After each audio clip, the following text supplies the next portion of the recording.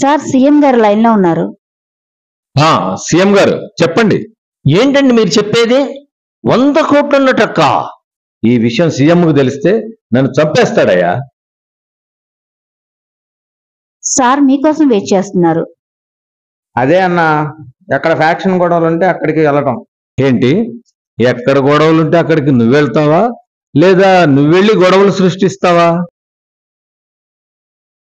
ఏంటి సిఐ ఇలా వచ్చావు? ఎవరు మీరు? ఏం కావాలి? మంత్రి గారిని కలవటానికి వచ్చానండి. అయ్యా దండాలయ్యా. ఏరా వెంకన్న, చాలా రోజుల తర్వాత కనిపిస్తున్నావు. ఏదో మీ దయ వల్ల బిడ్డ పుట్టింది, పేరు పెట్టించుకుందాని వచ్చామయ్యా. సిఐ ఎక్కడున్నావయ్యా? ఇక్కడేమో కొంపలంటుకుపోతున్నాయి.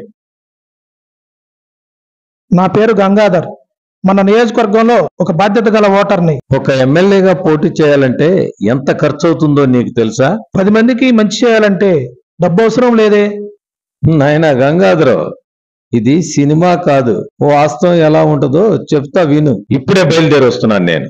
సార్ సార్ రావద్దు సార్.